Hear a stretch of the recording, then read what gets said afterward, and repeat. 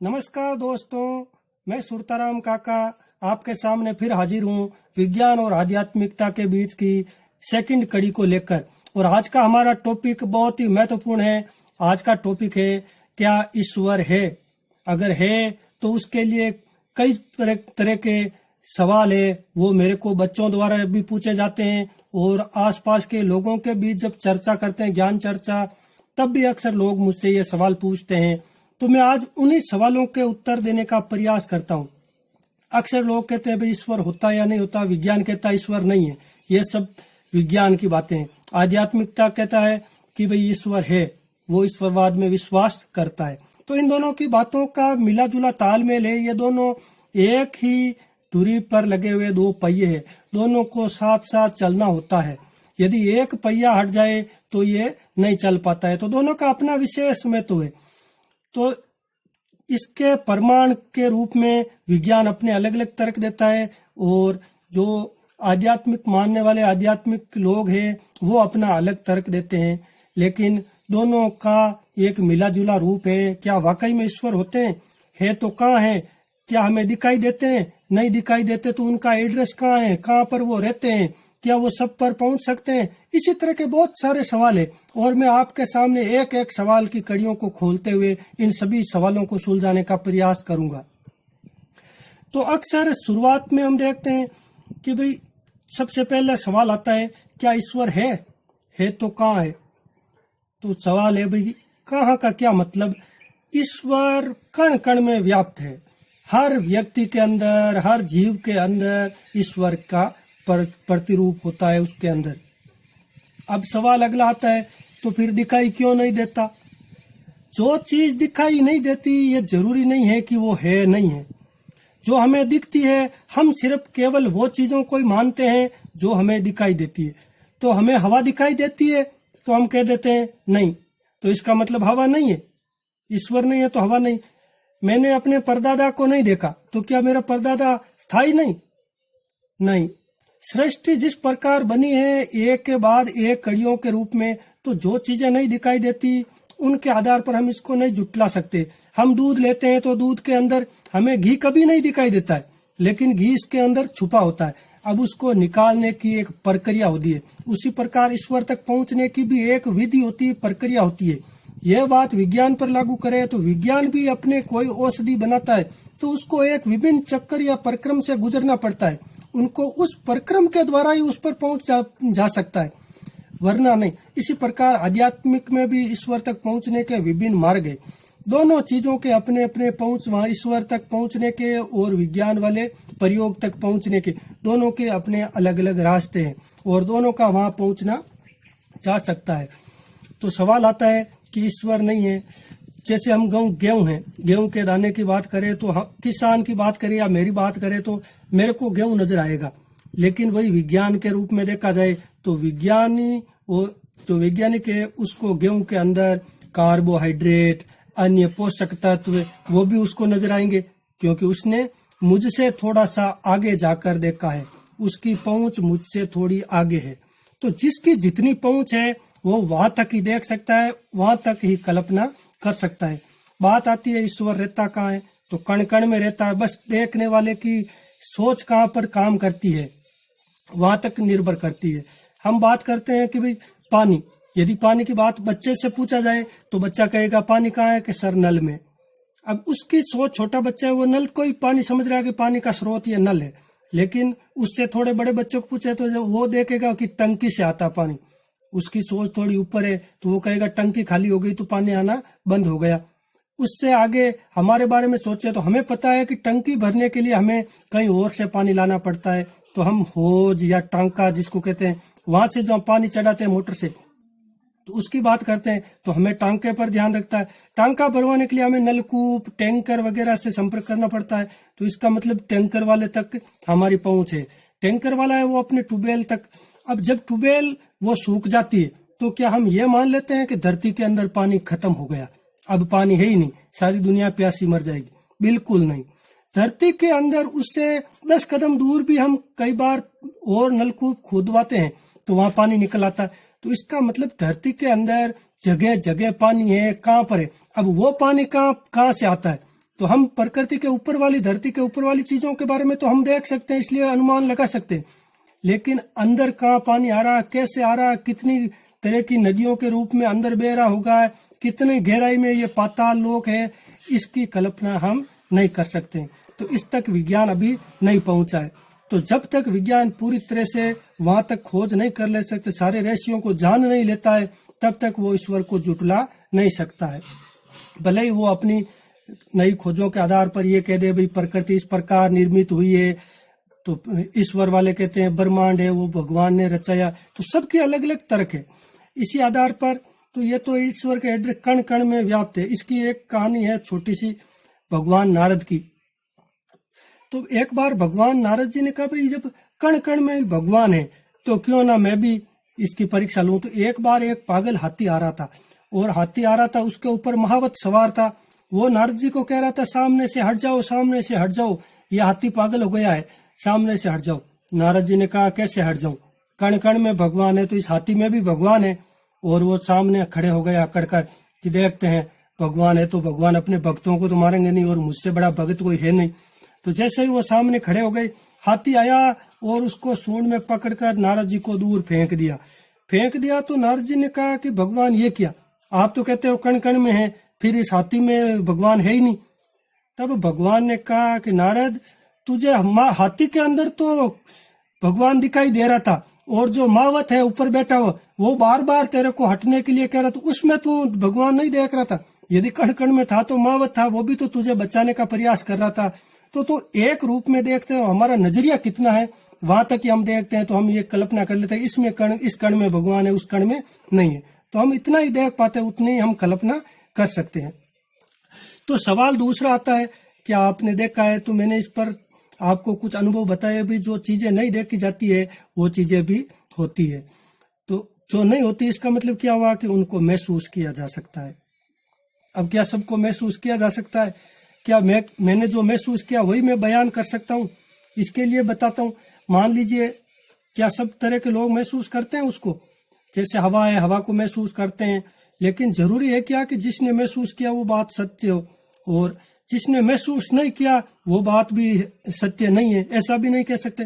जैसे मान लीजिए हम पढ़ाते वक्त कहते हैं कि साइनाइड है, मैं पढ़ाता हूँ बच्चों को, कहता हूँ साइनाइड है, इतना विषैला जहर है कि उसको खाते ही आदमी खत्म हो जाता है। तो क्या मैंने साइनाइड खा के देखा था? मैं कैसे बता रहा हूँ कि मैं साइनाइड में जहर है? मैंने अनुभव किया क्या? नहीं किया अनुभव, फिर भी मैं कह रहा हूँ कि जहर है, क्योंकि मैंने औरों से सुना है, औरों से देखा, औरों से सीखा है। विज्ञान वाले कहते हैं साइनाइड जहर है, क्या उन वैज्ञानिकों ने खाकर देखा था? नहीं देखा था, और उन्होंने लिख दिया किताब के अंदर कि साइनाइड जहर है, इससे आदमी खत्म हो जाता है। तो उन्होंने कुछ प्रयोग किए, इसलिए उन्होंने एक्सपीरियंस किया, इसलिए किताब के अंदर लिख दिया। इसी प्रकार जो प्राकृतिक लोग हैं, देवीय लोग हैं, शक्तियों वाले, उन्होंने वेद पुराणों में पहले ही लिख दिया कौन सी चीज अच्छी है, क्या कार्य अच्छे हैं, कैसे कर्म अच्छे हैं। तो सारे दोनों अपने अपने तर्क पर सही है। तो उन्होंने नुकसान बताया, तो वाकई में उससे नुकसान होता है, खाने पर मरता है, लेकिन खाकर तो नहीं देखा हमने। तो इसी प्रकार यह विज्ञान और तर्क आगे बढ़ता है। तो इस प्रकार जरूरी नहीं है कि सबने महसूस किया हो, तो सबका अलग अलग है,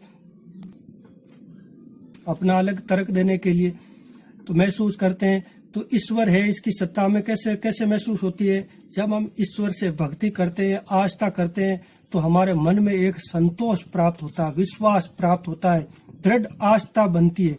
तब हम कह सकते हैं, बड़े विश्रांति के साथ दुख में होते हैं तो क्या करते हैं? भगवान का नाम लेते हैं, भक्ति करते हैं और प्रभु की शांति की प्रार्थना करते हैं, तो मन एकदम शांत हो जाता है, निर्मल हो जाता है। विज्ञान की बात करते हैं तो अब हमें वो डिप्रेशन की गोली देते हैं। जब हम दुखी होते हैं, तनाव में होते हैं, डिप्रेशन की गोली खाते हैं, बिल्कुल तंदुरुस्त हो जाते हैं। तो इसका मतलब क्या है कि दोनों साथ साथ चलते हैं।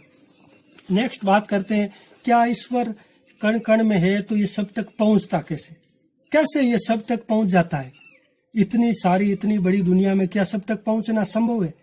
कदापि नहीं, हम कल्पना कर सकते हैं, लेकिन पहुंचता है। ईश्वर सब तक पहुंचता है। किस तरह पहुंचता? सूर्य जरा सा ऊपर है, ईश्वर तो ऐसे ऐसे कई सूर्यों के ऊपर है, लेकिन इस जो सूर्य है वो तो बिल्कुल थोड़ा सा ऊपर है, करोड़ों किलोमीटर ऊपर। तो वहां से जब सूर्य का प्रकाश आता है तो क्या वो मेरे खेत को छोड़कर अगले वाले खेत में पड़ता है? मेरे घर पर छाया रखता है, अगले वाले घर पर धूप रखता है? नहीं। इस जो प्रकाश आ रहा है वो संपूर्ण प्राणियों में समस्त रूप से समान रूप से फैलता है। तो फैलता है इसका मतलब क्या हुआ कि सूर्य सभी को प्रकाश दे रहा है। तो इतनी बड़ी दुनिया, इतना बड़ा भारत, पूरे भारत की कल्पना करें हम केवल, तो इतने बड़े भारत में सब जगह जब सूर्य सम्मान दे रहा है रोशनी, तो क्या वो ईश्वर नहीं दे सकता सबको?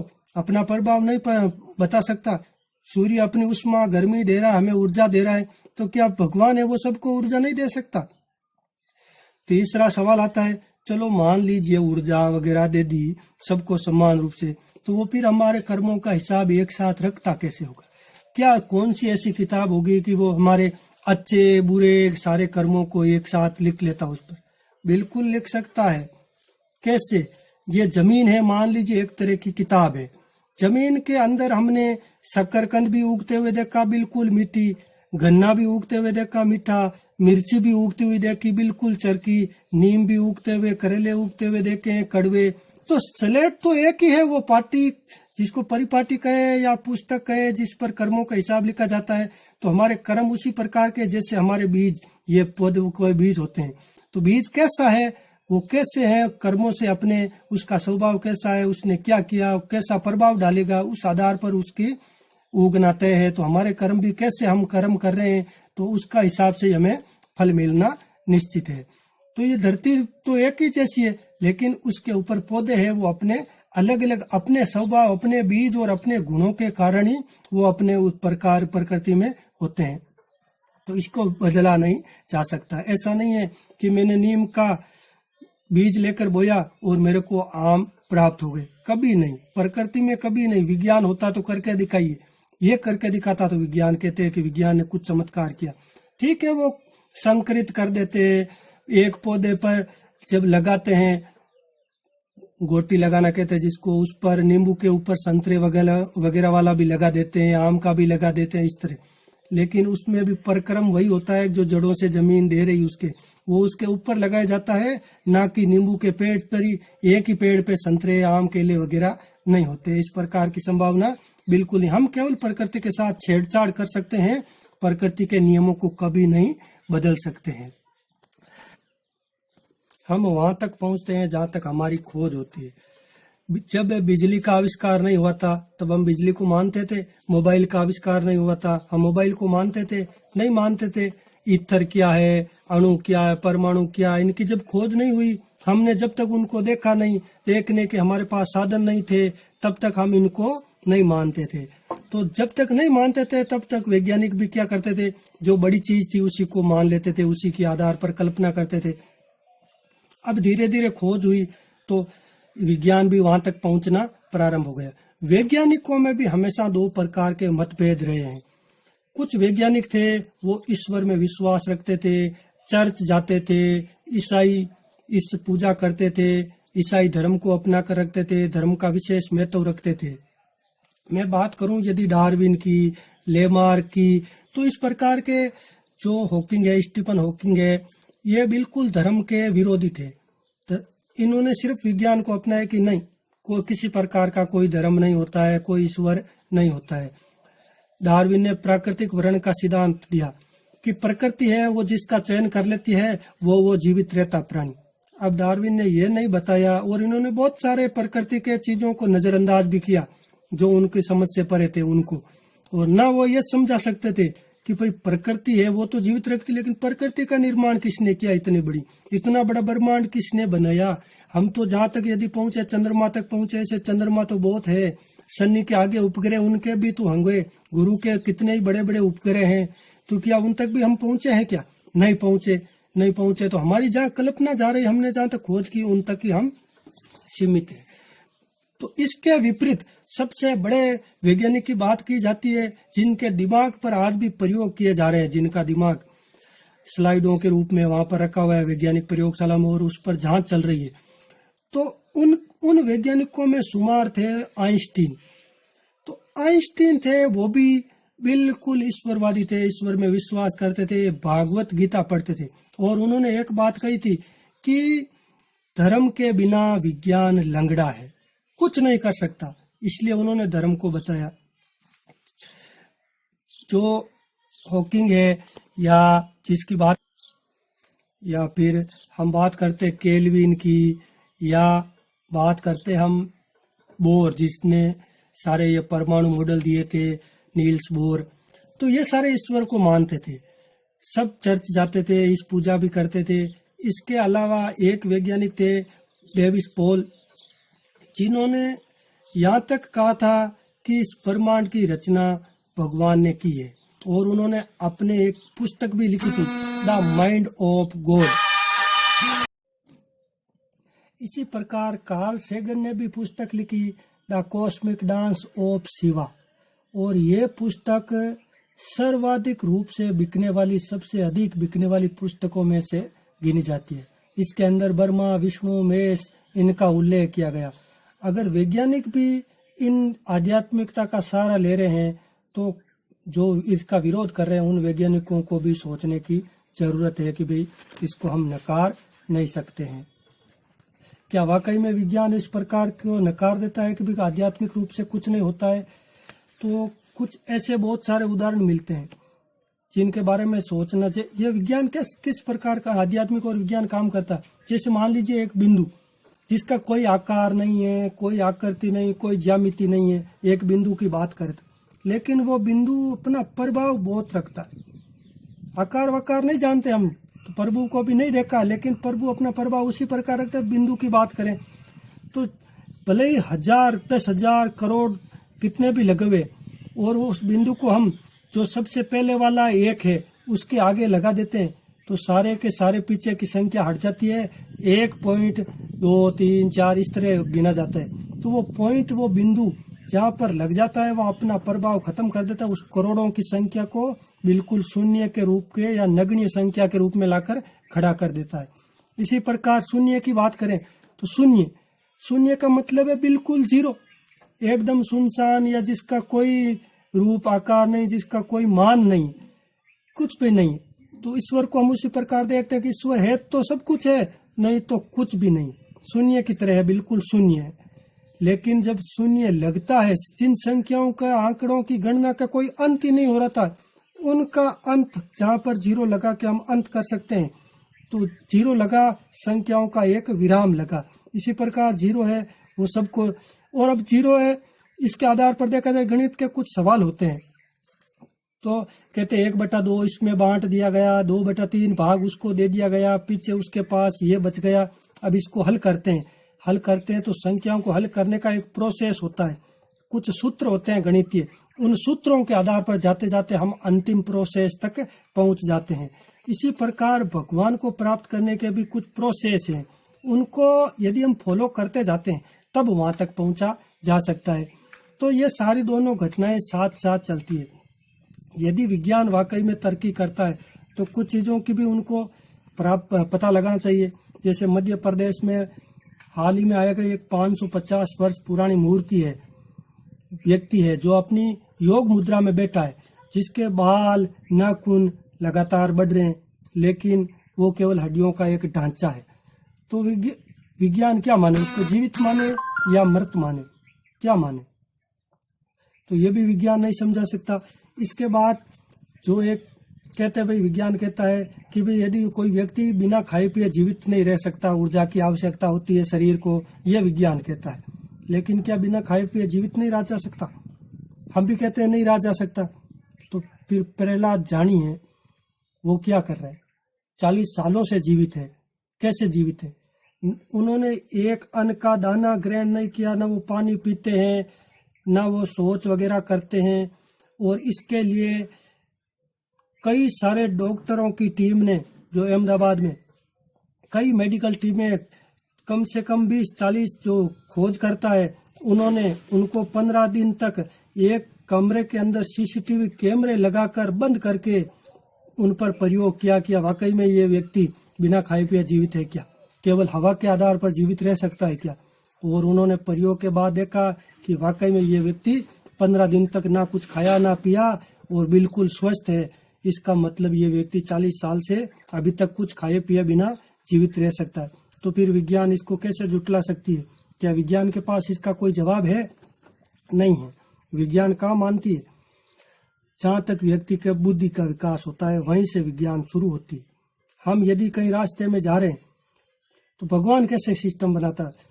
भगवान ने हमें बनाया, विज्ञान क्या करता है? चीजें सीख सीख कर उसको अपडेट करता रहता है। मान लीजिए एक किसान है, पहले हल चलाता, एक सिंगल हल होता था, ऊंट के पीछे जोड़कर चलाते थे। फिर उसको जरूरत हुई तो 4 हलनियों वाले हल आए, उनको लगाते थे, 2 बैलों के पीछे जोड़ना शुरू कर दिया। फिर और प्रैक्टिकल हुआ, ट्रैक्टर का आविष्कार हो गया तो 8 हलनी वाले हल आ गए। अब आजकल आधुनिक मशीन 16, 24 हलनियां एक साथ चलती है और सारे खेती कार्य भी मशीनों से शुरू हो गए। तो विज्ञान ने क्या किया? धीरे धीरे सीखा, अपडेट करना शुरू कर दिया कि भाई आदमी यहाँ पर, जहाँ पर आदमी जानवर वो अपना परिश्रम करते थे उसको मशीनों के रूप में ले गए और हर साल अपडेट करते रहते हैं, नई चीजें लाते रहते हैं, प्रयोग करते रहते हैं। लेकिन क्या भगवान ने कभी अपडेट किया? भगवान ने जब हमें बनाया तो आज तक जब भी बनाया, आदमी पैदा होता है तो वो एक अपने विशेष ढांचे के रूप में ही पैदा होता है। क्या भगवान को अपडेट करने की जरूरत पैदा नहीं हुई? क्या भगवान ने कभी यह सोचा है कि हमारे जो कान है ये यहाँ पर लगा दिए जाए, या जो आंखें हैं एक आंखें पीछे रखो, एक आगे रखो, ताकि दोनों तरफ व्यक्ति देख सके? क्या भगवान ने ऐसा कभी सोचा? नहीं सोचा। भगवान ने तो कभी अपडेट नहीं किया। उन्होंने तो जैसा बनाया वैसा का वैसा ढांचा हमें बना के दिया। इसका मतलब वो प्रकृति में छेड़छाड़ नहीं करता है। हम, इसका मतलब है उसकी तुलना में नगण्य ज्ञान रखते हैं। हम जितना ज्ञान रखते हैं, जितनी हमारी बुद्धि मानती है, उस हिसाब से चलते हैं। रास्ते में हम चलते हैं, एक पत्थर भी पड़ा होता है, हमारा दिमाग कभी सोचता है कि पत्थर क्यों पड़ा है? नहीं सोचता है। पत्थर की जगह अगर कोई कीमती वस्तु है, कोई घड़ी है मान लीजिए पड़ी मिलेगी, तो हमारा दिमाग झट से कल्पना करना शुरू कर देगा, ये घड़ी किसकी है? किसी ने मंत्र कर तो नहीं रखी, किसी की गिर गई नहीं है, कितनी कीमती होगी, क्या मैं इसको रख सकता हूँ? रखूंगा तो क्या ये चोरी हो जाएगी? क्या किसी को वापस लौटा सकता हूँ? कहाँ ले जा सकता हूँ? क्या मेरे बच्चे इसको देखकर खुश होंगे? हजारों तरह के सवाल दिमाग में घूमते हैं। तो फिर पत्थर को देखकर क्यों नहीं घूमे? क्योंकि वो सामान्य रूप में हो गया था। ये घड़ी हमें कुछ नई लगी थी, इसलिए हमारा दिमाग भी नई कल्पनाएं करने लग जाता है। यदि विज्ञान है, समझा सकता सारी चीजें, तो बहुत सारे कई चीजों के सवाल, जैसे शिवलिंग है, अमरनाथ यात्रा में जाते हैं, वो शिवलिंग अपने आप बनता है। क्या विज्ञान ने कभी खोज की कि भी अमरनाथ वाला शिवलिंग कैसे बन रहा है? 1995 और 2006 के अंदर बहुत सारे विश्व के अंदर मूर्तियों ने दूध पिया था। तो क्या उस समय मैं भी था, मैंने भी वाकई में देखा था गणेश जी में ने दूध पिया था, लेकिन कैसे पिया? उसके बाद तो नहीं पिया। क्या विज्ञान इसको झुठला सकता है? एक अफवाह बता के केवल ये कल्पना कर सकता है कि ये अफवाह थी, लेकिन जिन्होंने देखा वो झूठे हो सकते हैं क्या? नहीं हो सकते। इसको नहीं झुठलाया जा सकता है। कई जगह भैरव, काल भैरव है, माता जी है, ये मदिरा पान भी करते हुए, इनके पीछे का सच कभी जाना है? नहीं जाना है। गंगा नदी जिसका जल एकदम शुद्ध होता है, उसके जल को आप कितने भी वर्षों तक, कितने भी बंद डिब्बे बोतल में रख दो, कीड़े नहीं लगते। क्यों नहीं लगते? क्या विज्ञान इसको झुठला सकता है? नहीं झुठला सकता। लेकिन विज्ञान ने इसके पीछे एक तर्क दिया है। विज्ञान ने कहा कि गंगा नदी के अंदर एक बैक्टीरियोफेज जीवाणु होता है, जो क्या करता है, जो हानिकारक जीवाणु उनको खा जाता है, इसलिए ये जल शुद्ध रहता है। लेकिन क्या बाकी नदियों में बैक्टीरियोफेज नहीं आ सकता था? क्या केवल गंगा नदी में ही आया? तो ये कई चीजें ऐसी होती है जिसको विज्ञान जहां तक पहुंचना संभव नहीं है। राम सेतु के पत्थर है, वो आज तक तैरते हैं। तो उस समय की घटना थी, वहां पर उसका वर्णन किया गया कि पत्थर डाले तैर रहे। अब वो पड़े पड़े हो सकता है पानी से छिद्रित हो गए, क्योंकि जल के अंदर रहते तो कई बार पत्थर गोल भी हो जाते हैं, छिद्रित भी हो जाते हैं। विज्ञान ने कहा कि ये पत्थर छिद्रित है, स्पंजी हो गए, इसलिए तैर रहे हैं। तो विज्ञान अपना तर्क देता रहेगा, लेकिन आध्यात्मिक रूप से जो चीजें हैं वो लगातार वैसी की वैसी रहती है। धौलपुर में एक शिवलिंग है जो रंग बदलता रहता है और जिसकी गहराई आज तक नहीं नापी जा सकती। बहुत बार खुदाई की, करते गए, लेकिन उसकी कोई माप नहीं आई, तब उस खुदाई को बंद कर दिया गया। तो क्या वो पर उसको जांच परख के बाद भी नहीं पाया जा सकता? क्या उसको विज्ञान झुठला सकता है? नहीं झुठला सकता है। एमपी मध्य प्रदेश के अंदर एक शिवलिंग है जो कहते हैं कि एक तिल प्रतिवर्ष एक तिल जितना वृद्धि करता है। तो शिवलिंग लगातार बढ़ रहा है और हर बार उसको माप कर देखा भी जाता है, स्केलिंग की जाती है। तो फिर कैसे बढ़ रहा है? क्या वो कोई सजीव है? नहीं है। उतनी मात्रा में ही कैसे बढ़ रहा है? तो इसके पीछे का तर्क ज्ञान है, विज्ञान अभी तक खोज नहीं पाया है। जगन्नाथपुरी की बात करें तो उस मंदिर के गुंबद की कभी छाया नहीं पड़ती है। वहां पर जो झंडा है, ध्वज, वो हमेशा वायु की विपरीत दिशा में लहराता है। क्यों? क्या इसका कभी आपने विचार किया? क्या विज्ञान ने कभी इसकी खोज की? नहीं की। तो विज्ञान कुछ नहीं कर सकता। आध्यात्मिक अपनी जगह है, विज्ञान अपनी जगह है। विज्ञान जहाँ तक सोचता है वहीं तक वो सीमित रहता है। विज्ञान ने शुरुआत में आवर्त सारणी निर्माण की थी सभी तत्वों के लिए। प्रकृति में कितने तत्व है उनको जानने के लिए। तो उन तत्वों में जो सबसे पहला तत्व है हाइड्रोजन, उस हाइड्रोजन को उचित स्थान नहीं दिया जा सका अभी तक। जब पहले तत्व को स्थान नहीं दिया जा सकता तो विज्ञान कहाँ तक खोज कर सकता है, ये हम भी जान सकते हैं। तो इसलिए विज्ञान पर भी पूरी तरह ना भरोसा किया जा सकता है, ना आध्यात्मिकता के जो कुछ चमत्कार होते हैं, कुछ घटनाएं होती है जो लूट वगैरह करने अंधविश्वास वाली भी होती है, उन पर भी विश्वास नहीं कर सकते। लेकिन दोनों अपने मायने में, दोनों अपनी अपनी जगह सही है। विज्ञान क्या करता है? दवाई बनाता है, खोजबीन के बाद दवाई बनाता है, पेटेंट करवा लेता है। उसके बाद वो उसको लिख लेता है विधि कि इस प्रयोग से ये दवाई है, ये दवाई इस प्रकार कार्य करती है, तब आप इलाज ठीक हो जाएगा। मलेरिया है, बीमारी है कोई, इसको गोली को लेते हैं तो खांसी ठीक हो जाती है, इस दवाई को लेने से ये बीमारी चली जाती है। इसी प्रकार आध्यात्मिक कहता है कि ये आप करोगे तो मन की शांति मिलेगी, ये योग करोगे तो आपकी इंद्रियां वश में रहेगी। तो वो भी अपनी तरह बताता है, ये अपनी तरह। लेकिन दोनों की करने के लिए कुछ चीजें चाहिए। विज्ञान कहता है आपके शरीर की इम्यूनिटी सिस्टम है, वही लड़ लेता है बीमारियों से। कई बार ये खांसी की दवाई लेते हैं फिर भी खांसी ठीक नहीं होती, तो तब विज्ञान फेल होता है। तब वो तर्क देता है कि भाई आपका शरीर नहीं लड़ रहा है उसकी। तो शरीर लड़ता है तो क्या शरीर के अंदर आप इम्यूनिटी सिस्टम बढ़ा नहीं सकते? क्या नहीं बढ़ा सकते? तो इस प्रकार कैसे बढ़ाते? जैसे अब ये वायरस आया, कोरोना वायरस आ गया, तो कैसे लड़े? सभी के लिए कोई इलाज नहीं, तो विज्ञान कहाँ चला गया? अब धीरे धीरे विज्ञान उसके लिए कोई ऐसी औषधि का निर्माण करेगा, वो परिक्रम धीरे। तो कुछ चीजें इसी प्रकार आध्यात्मिक भी कई प्रकार ऐसे मरीज होते हैं जिनको कैंसर की दवा बनी हुई है, उस दवा को कैंसर के मरीज को देते हैं और उनका प्रभाव नहीं हो जाता, तो व्यक्ति को कई बार कह देते भाई ये आदमी अब खत्म होने वाला है, इस पर कोई इलाज नहीं हो सकता है, दवाइयां कारगर नहीं होती है। तब वो व्यक्ति निराश हो जाता है। अब वो तो मृत्यु पर जा रहा है, लेकिन वो जब आध्यात्मिकता की शरण में जाता है, उसका कैंसर ठीक हो जाता है, तब वो क्या वो भगवान पर विश्वास नहीं करेगा? करेगा, बिल्कुल करेगा। जब उसके पास इस चीजों के प्रमाण होते हैं तब हमें कहीं ना कहीं सोचने की आवश्यकता होती है कि वाकई में विज्ञान भी अपनी जगह सही है। मेरे माने तो विज्ञान केवल एक आस्था ही नहीं बल्कि एक विश्वास का नाम है। विश्वास है वो हमारे शरीर को लड़ने के लिए भी सक्षम बनाता है, रोग प्रतिरोधक क्षमता भी अपने आप उत्पन्न कर देता है और हमारे जो काम होते हैं वो भी सक्षम कर देते हैं एकदम। हमें केवल विश्वास होना चाहिए कि भगवान है। हम मानते हैं तभी हमारा दिमाग क्या सोचता है उस आधार पर हम निर्भर करते हैं कि है या नहीं। जैसे मेरे को एक छोटी सी घटना याद आ गई, एक कहानी है कि भाई भगवान है या नहीं, इस आधार पर ही है, ये इस टॉपिक से ही जुड़ी हुई है। तो एक बार क्या होता है कि एक सेठ होता है जो बहुत भगवान को मानता है। तो भगवान को मानता है तो भगवान से कहता है प्रभु आप हमेशा मेरा साथ देना, जब मैं सुख में हूँ दुख में हूँ तब हमेशा मेरा साथ देना। भगवान ने कहा भाई ठीक है। तो उसने कहा मेरे को कैसे पता चलेगा कि भाई आप साथ दे रहे? भगवान ने भविष्य आकाशवाणी की कि भाई जब भी तू जाएगा, जब अपने आप को अकेला महसूस कर रहा है तो मेरे साइड में देख लेना, तेरे दो पैरों के साथ दो पैर मेरे भी आपको चलते हुए नजर आएंगे, तब समझ लेना मैं तेरे साथ हूँ। अब उस व्यक्ति को विश्वास हो गया भगवान पर। अब जब भी जाता है अकेलापन महसूस करता है तो नजर घुमाता कि भाई चलो आज भगवान के दो पैर अभी तक जो धरती पर है वो चित्रित हो रहे हैं, दिखाई दे रहे हैं, इसका मतलब प्रभु मेरे साथ। एक बार उसकी हालत कंगाली हो गई, बिल्कुल खस्ता हाल हो गया, पैसे सारे खत्म हो गए, रिश्ते परिवार रूट कर जाने लगे, लेकिन फिर भी वो शांत रहा भी कोई बात नहीं भगवान तो मेरे साथ।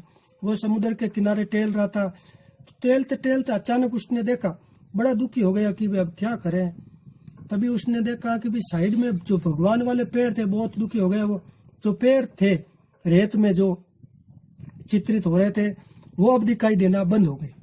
तब उसने कहा ये क्या, मेरे रिश्तेदार सगे संबंधी तो मेरे को दुख में छोड़ के चले गए, लेकिन प्रभु मैंने आप पर तो मेरे को भरोसा था, आप भी इस घड़ी में मेरे को छोड़कर चले गए। तब भगवान ने कहा मूर्ख, तेरे सोचने का नजरिया है वही गलत है, मैं तो तेरे साथ आज भी हूँ। तो कहा प्रभु पैर तो दो मेरे वाले ही ये पीछे चित्रित हो रहे हैं, आपके पैर तो कहीं दिखाई नहीं दे रहे। तब कहा मूर्ख, तू इतना दुखी है कि तू चलने लायक नहीं है, लटखड़ा के गिर रहा है, तो मेरे तेरे को गोद में उठा के रखा है, इसलिए जो पैर तेरे को दिखाई दे रहे हैं वो केवल मेरे वाले ही हैं, तेरे पैर यहाँ पर नहीं दिखाई दे रहे। तो अब 4 पैरों के बजाय जो 2 पैर है वो सिर्फ मेरे। तो हमारा देखने का नजरिया होता है, हम वहां तक ही सोचते हैं। उस सेठ ने सोचा भाई कि ये पैर मेरे हैं और भगवान मेरे को साथ छोड़ के चले गया।